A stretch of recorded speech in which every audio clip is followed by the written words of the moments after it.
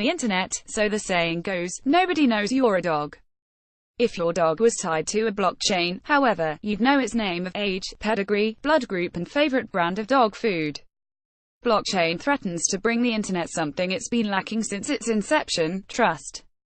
Whether that's trust to pass money between you and a restaurant without paying bank fees, trust to automatically open the door on the apartment you've just rented on Airbnb, trust to vote electronically in a general election and know that the Russians can't possibly have fiddled with it, or trust that Amazon, to name just one firm at random, has paid all of its taxes.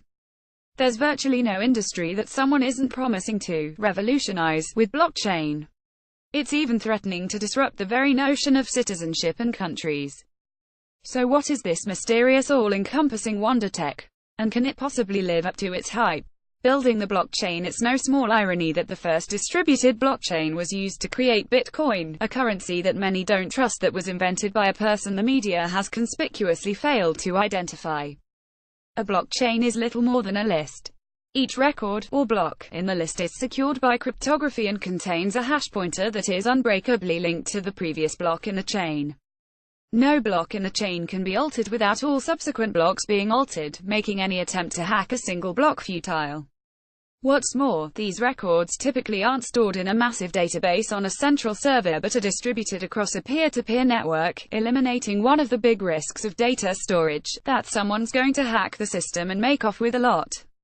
Many different copies of the blockchain exist. There is no master copy, and no copy is trusted more than any other. So, if someone does try to overwrite or edit a copy of the chain, it would be swiftly rejected by the others. The notorious Bitcoin is the best-known example of blockchain tech. The peer-to-peer payment system allows transactions to be made without an intermediary. No bank or clearing house is needed. Bitcoin transactions are recorded in a ledger, or blockchain, that is distributed far and wide across the internet. Nobody owns it, nobody controls it. If you have a Bitcoin wallet on your PC, you might even have an entire copy of the blockchain, which is now larger than 110 gigabytes, on your hard disk, logging every Bitcoin transaction that's ever taken place. However, cryptocurrencies are only one possible use for blockchains. There are many more mind-blowing examples of what it can do. The next big unlock: if you think blockchain has a slightly grimy, counterculture feel to it, think again. The tech giants are falling over themselves to show that they're all over this blockchain thing. Google's DeepMind AI lab is experimenting with blockchain to secure health data. Microsoft is using blockchain on its Azure platform to track where electricity and gas supplies are coming from. IBM has a blockchain platform to accelerate the growth of the technology across various industries. This is on the cusp of mainstream technology, if it's not already there. Jack Dorsey, the CEO of mobile payments system Square and Twitter, recently described blockchain as the next big unlock, and even though we hate the way he splurgeoned a verb into a noun, it's easy to see what he means. This does feel like the start of something big. There are so many problems we can help solve with blockchain, that are not just related to finance, said Dorsey, but finance is an obvious one. Take the tax system, for example. Right now, we're largely reliant on companies to truthfully declare the value of goods sold to collect, and eventually pay, taxes such as VAT.